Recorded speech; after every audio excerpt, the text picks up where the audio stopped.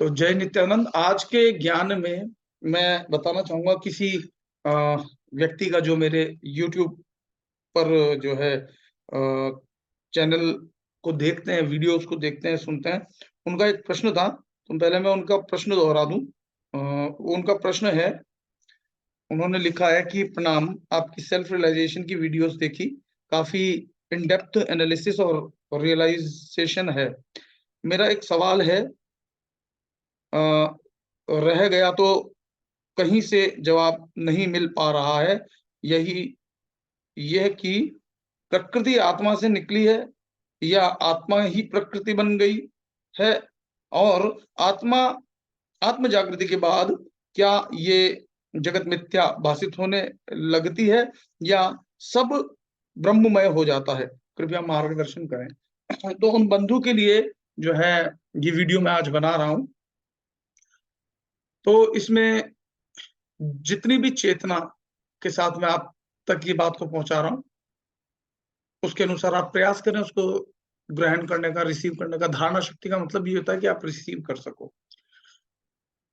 तो प्रश्न ये आता है कि कई लोग पूछते हैं कि भाई मुर्गी पहले हुई कि अंडा? तो यदि व्यक्ति कहता है कि मुर्गी पहले हुई, तो प्रश्न उठता है कि अंडे के बिना मुर्गी कहां से आई?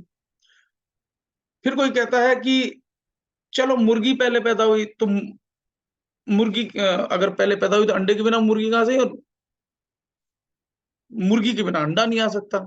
तो दोनों आपस में एक कंफ्यूजिंग स्थिति बन जाती है।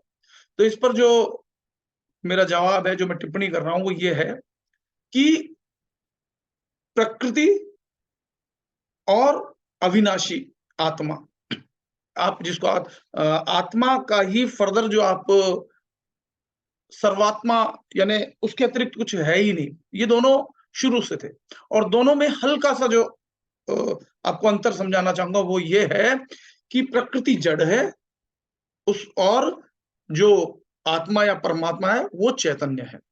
ठीक है, दोनों ही अनंत काल से थे और अनंत काल तक रहने वाले हैं। सिर्फ दोनों का एक स्वभाव है। स्वभाव क्या है? एक बदलता रहता है और एक बिल्कुल नहीं बदलता। यानी दोनों थे, हैं और रहने वाले हैं। अब जो बदलने वाला है वो है प्रकृति।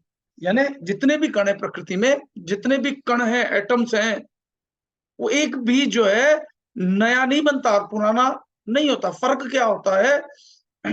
वो बदलता रहता है, बदलता रहता है। एक एटम बदल करके दो रूप ले ले, एटॉमिक मास दो हो जाता है, जैसे hydrogen, helium, lithium, beryllium, boron, carbon, nitrogen, oxygen आदि। इस तरह से वो कण जो है बदलते रहते हैं। प्रकृति परिवर्तनशील है। ये शरीर आपका बदलता रहता है, ये प्रकृति का हिस्सा है। शरीर, आपका मन, ये सब बदलते रहते हैं। जो कल आप सोचते थे आज वैसा नहीं सोचते, आपकी सोच भी बदल गई है, यानी मन बदल गया है। ये बदलते रहते हैं। और आत्मा जो है वो कभी नहीं बदलती। आप जब छोटे थे तो शरीर छोटा था, पैदा हुए थे तो शायद इतना भर रहा होगा, लेकिन जैसे जैसे बड़े हो रहे हो तो शरीर बढ़ता जा रहा है। यानी प्रकृति तो बदल रही है। यानी प्रकृति में एक ही चीज स्थायी है, बदलाव। कहते हैं ना कि तुम बदलते आए हो, तुम बदल रहे हो और तुम बदलते रहो। लेकिन आत्मा जो है वो नहीं बदलता। यानी दोनों शुरू से थे और हमेशा रहने वाले हैं। जो इस शरीर, इसी शरीर के भीतर इतने से में जब था, तो भूख लगने का जो अनुभव होता था, वो अनुभव करने वाला आत्मा वही था जो अभी भी है, वो नहीं बदल रहा है। और ये शरीर यानी प्रकृति ना भी रहे, आपको दृश्य से अदृश्य में चली जाए, तो भी वो आत्मा नहीं मरने वाला, यानी बदलने वाला नहीं है। और प्रकृति भी खत्म नहीं हुई है। जैसे जल, अग्नि, पृथ्वी, वायु, आकाश, ये सब आपस में मिलकर के ये प्रकृति की रचना हुई, ये शरीर की रचना हुई। फिर इसमें और जो अगर प्रकृति अष्टधा आप समझो, तो मन, बुद्धि, अहंकार, ये तीन और हो गए।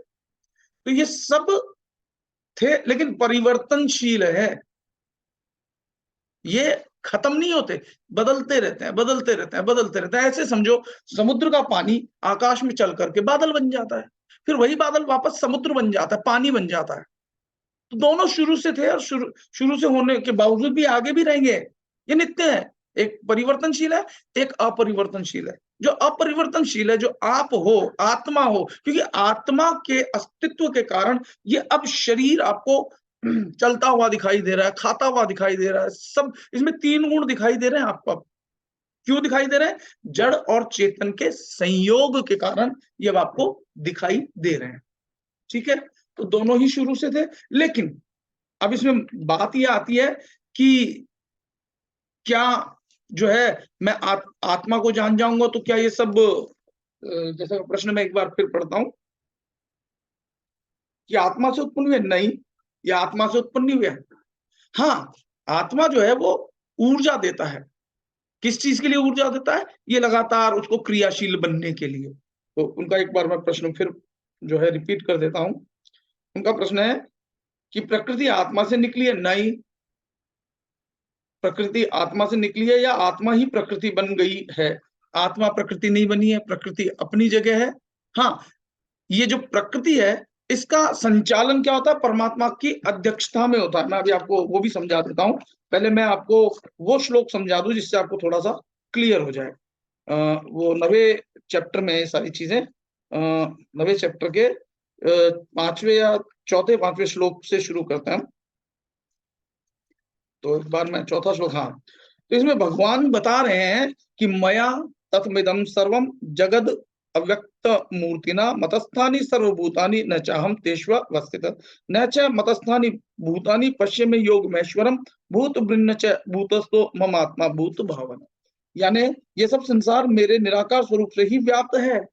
ये जो संसार है ना, यानी वास्तव में देखा जाए तो निराकार से ही सारे आकार उत्पन्न हुए हैं। अब निराकार से उत्पन्न होने का तात्पर्य क्या है? एक शक्ति है जो परिवर्तन में सहायक है, पर वो कण पहले भी थे, आगे भी रहने वाले हैं, परिवर्तनशील है शक्ति के कारण। किसकी? वो आत्मा की शक्ति के कारण। आत्मा खुद परिवर्तित नहीं होती। तो वो कह रहे हैं कि ये सब संसार मेरे निराकार स्वरूप से व्याप्त है, संपूर्ण प्राणी मुझ में स्थित है, परंतु मैं उनमें स्थित नहीं हूं।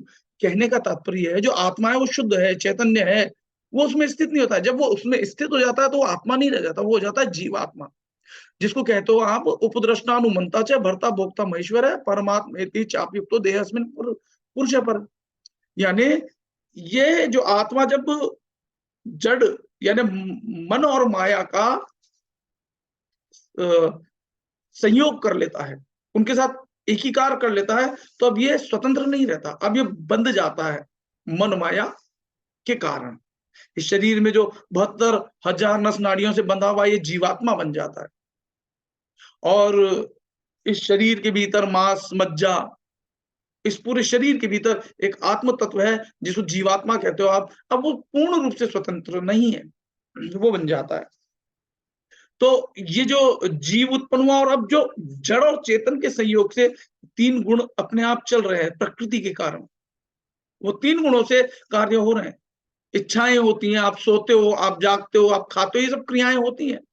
आप सोते हो, ये तमोगुण है। आप गधे की तरह कमाने के लिए भागते रहते हो रात और दिन, ये रजोगुण है, इच्छाएं। और आप किसी ईश्वरीय सत्ता को मान करके जब तक आपको ज्ञान नहीं होता, आप उसको मूर्ति में भगवान को मान करके आपकी आस्था प्रदर्शित कर रहे होते हो, आप शुद्ध होने के लिए स्नान कर रहे होते हो। ये सब सात्विक प्रक्रियाएं हैं। तो भगवान कह रहे हैं कि मैं उसमें स्थित नहीं हूं। उसमें स्थित क्यों नहीं हो? क्योंकि अब आप आत्मा जो है वो परमात्मा है, लेकिन अब आत्मा से गिर करके आप जीवात्मा की स्थिति में आ गए हो, बंधन में आ गए हो। इसलिए भगवान ने कहा कि मैं उनमें स्थित नहीं हूं, क्योंकि जो आत्मा है वो इनसे परे है, वो बंधन में नहीं आती है। आपने अपने आप को खुद से बांध लिया।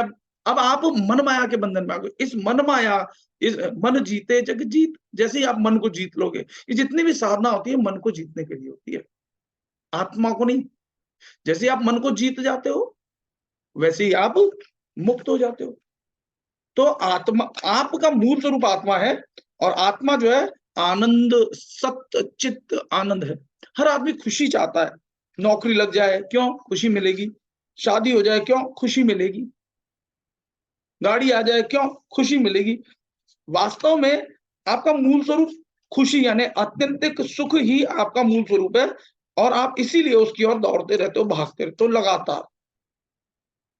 फिर इसी में भगवान ने गीता का 9वें श्लोक में भगवान ने कहा मयाध्यक्षेण प्रकृति सूयते स चराचरम हेतु नानेन कौन्तेय जगत भी परिवर्तते, कि प्रकृति मेरी ही अध्यक्षता में अध्यक्षता का मतलब आत्मा की शक्ति से ही तो सब हो रहा है। जो जीवात्मा है उसमें परमात्मा, इसीलिए तो ईश्वर अंश जीव अविनाशी कह दिया, क्योंकि गुण वही है। अब इस शरीर के भीतर ये प्रकृति है, जल अग्नि पृथ्वी वायु आकाश मन बुद्धि और अहंकार, ये 8 प्रकृति के गुणों, प्रकृति से आपका जीव बंधा हुआ है। अब ये आत्मा निराई है, तो अब ये जीव बनने के कारण जो आत्मा मुक्त है, स्वतंत्र है, उसकी अध्यक्षता में प्रकृति जो है, प्रकृति मेरी अध्यक्षता में अध्यक्षता में चराचर संपूर्ण जगत की रचना करती है। रचना कौन करती है? आगे जो फर्दर आपको रचनाएं दिखती है, जैसे सोना बन जाना, चांदी बन जाना, बेटे उत्पत्ति होना संसार की, है ना, उत्पत्ति होना, विनाश होना, ये परमात्मा नहीं कर रहे, उनकी अध्यक्षता में होता है। वो बैठे रहते हैं और उनकी अध्यक्षता में सब कुछ होता रहता है। बैठे रहते हैं तो मतलब उसमें लिप्त नहीं होते, लेकिन जीवात्मा लिप्त होता है, तो उनकी अध्यक्षता में होता रहता है। प्रकृति उनकी अध्यक्षता में, क्योंकि अगर आत्मा निकल गया तो शरीर कुछ नहीं कर सकता, जड़ है, जड़। तो जो जीव है बंधन में आकर के, लेकिन शक्ति उन्हीं परमात्मा, उन्हीं ईश्वर की, उन्हीं आत्म तत्व की शक्ति से सब कुछ हो रहा है, उनकी अध्यक्षता में हो रहा है। परंतु आत्मा सर्वथा निर्लिप्त है, परे है। तो आपको यही जानना है कि आप मन, माया, काल और माया से परे हो। जब तक आप अपने आप को परे नहीं मान करके उसमें लिप्त हो जाते हो, तब तक आप दुख पाते हो, कष्ट पाते हो, सुख पाते हो, है ना। कभी लाभ होता है, कभी हानि होती है, कभी स्वस्थ रहते हो, कभी बीमार पड़ते हो, शरीर धीरे धीरे बदलता रहता है, जवानी से बुढ़ापे की ओर जाते हो, क्योंकि काल नाम का जो तत्व है वो धीरे धीरे शरीर को भीतर से खोखला करता जाता है, खाता जाता है, खाता जाता है, आपको पता भी नहीं चलता, और एक दिन शरीर को पूरी तरह से खा जाता है। तो फिर नए शरीर के निर्माण के लिए आपको फिर धकेलता है, जब तक आप बद्ध हो, जब तक आप मुक्त नहीं हुए, जब तक आपको आत्मज्ञान नहीं हुआ। तो आत्मा प्रकृति से सर्वथा अलग है, अलग विषय वस्तु। आप प्रकृति नहीं हो। जब तक आप अपने आप को प्रकृति मान करके कार्य करोगे, क्योंकि आप अविनाशी हो, विनाशशील का आपने संग कर लिया, तो दुख ही आना है। आप अशुद्ध हो गए। जैसे कहें शुद्ध क्या है, तो कोई कहेगा कि साहब भोजन जो है वो शुद्ध है अगर वो किया जा सके, लेकिन उसमें न करने योग्य कोई चीज गिर जाए, बाल, मक्खी आदि, तो भोजन अब अशुद्ध हो गया, अब नहीं किया जा सकता। ठीक है, इसी प्रकार से ये आत्मा शुद्ध चैतन्य है, लेकिन आपने जड़ का संग कर लिया, इसलिए आपका अंतःकरण मलिन होने के कारण अब आप सुख, दुख, कष्ट सब कुछ अनुभव कर रहे हो, जो कि वास्तव में है नहीं, अशुद्धता के कारण महसूस होता है। तो मेरे हिसाब से आपको इस प्रश्न का उत्तर मिल गया होगा। आपको अपने अविनाशी तत्व को जानना है, और अविनाशी तत्व है आत्मा, वो कभी बदलता नहीं है। अविनाशी तो प्रकृति भी है, लेकिन वो परिवर्तनशील है, एकदम खत्म, फिर बन जाना, फिर मिट जाना, फिर बन जाना। ठीक है, इस चीज को आपको समझना है। जिस दिन आपको वास्तविकता से देखो समझना, अब ज्ञान रूप में तो आपने जान लिया, लेकिन उसको जब भीतर से, एक होता है केवल जानना रट्टू तोते वाला, और एक होता है जान करके उस पर अभ्यास करना, और फिर अभ्यास करते करते वही हो जाना। हो जाना नहीं, जो आपका मूल स्वरूप है उसको जान जाना, उससे एकत्व स्थापित कर लेना। जैसे हनुमान जी एग्जाम्पल के लिए समझे, जब वो भूल गए थे कि उनमें बहुत सारी शक्तियां हैं, तो उनको गुरु ने याद दिलाया था, अरे तुम्हारे में बहुत सारी शक्तियां हैं जामवंत जी ने, तुम ये समुद्र पार कर सकते हो। ठीक इसी प्रकार से हमारे जीवन में कोई गुरु आता है और वो हमें समझाता है कि तुम शरीर नहीं हो, तुम मन नहीं हो, तुम प्राण भी नहीं हो, ये शरीर भी तुम्हारा नहीं है, ये प्रकृति का है, इसलिए तुम ये नहीं हो, तुम इसका संग मत करो। संग करने के कारण ही सुख और दुख होता है, और तुम हो आनंद, जो कभी खत्म ही नहीं होता। आत्यंतिक आत्यंतिक सुख को आनंद कहा जाता है, जिसमें दुख ना हो, यानी अखंड हो। और खंडित का मतलब होता है टूटता रहता है, सुख आया फिर टूटने का मतलब है कि दुख आ गया। तो ये मेरे जो है इस पर टिप्पणी मैंने की है। आपको अगर समझ में आया हो तो शेयर कर दीजिएगा वीडियो को ज्यादा से ज्यादा, ताकि और लोग भी इस ज्ञान को समझ सकें। तो आपका बहुत बहुत धन्यवाद। जय नित्यानंद। और बाकी लोग भी इसको सुने, समझें। ये ज्ञान जो है परमात्मा के द्वारा दिया गया है। अगर मैं कहता तो शायद आप ना मानते, क्योंकि गीता से मैंने उठा करके पढ़ करके जो भगवान ने कहना चाहा है, जो भाव भगवान से, योगस्त कुरु कर्माणि, अभी योग किया है आत्मा के साथ, तो आत्मा ही परमात्मा है, इसलिए वो बात मैं आपको बता पा। ठीक है, जय नित्यानंद, नमः शिवाय, जय श्री कृष्ण। इस वीडियो को ज्यादा से ज्यादा शेयर करें। विशेष जानकारी के लिए डिस्क्रिप्शन बॉक्स में मैंने अपने जो है नंबर डाल दिया व्हाट्सएप, आप वहां से मुझे व्हाट्सएप कमेंट कर सकते हैं, व्हाट्सएप पे मुझे बता सकते हैं या जानने के लिए पूछ सकते हैं। धन्यवाद। जय नित्यानंद।